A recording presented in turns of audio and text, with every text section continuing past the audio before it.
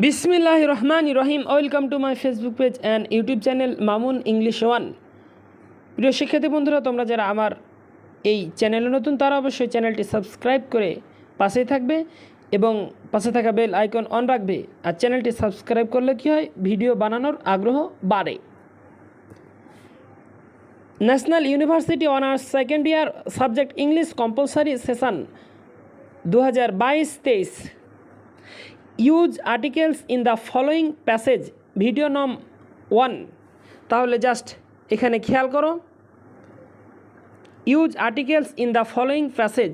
তাহলে এখানে এ দেওয়া আছে dash educated person is different from dash uneducated person.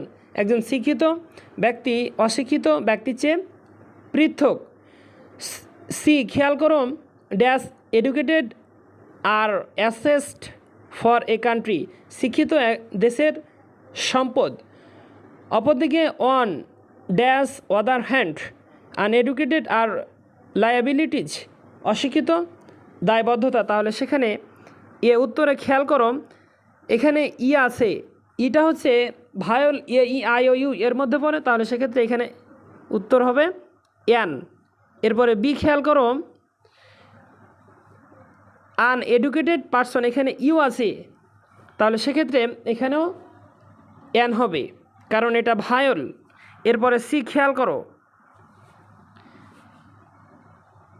Educated person assessed for a country, একজন শিক্ষিত লোক দেশের সম্পদ, এটাকে নির্দিষ্ট করে বলছে, তা সেহেতু দি বসবে। এবার ডি খেয়াল করো, ওয়ান ড্যাশ অদার, এরকম যখন ফেজ থাকবে তখন অনের পরে ড্যাশে দি বসবে। এরপরে ই খেয়াল করো, ই এখানে ড্যাশ হবে আনএডুকেটেড এ লাইবিলিটি, অশিক্ষিত দায়বদ্ধতা। এখানে অশিক্ষিতকে নির্দিষ্ট করে বলছে, সে কারণে তার পূর্বে দি বসবে, তাহলে ই আনসার হবে দি। তো যাই হোক, এখনকার মতন এখানে শেষ করছি। আল্লাহ হাফেজ, সবাই ভালো থাকবে এবং সুস্থ থাকবে। আসসালামু আলাইকুম।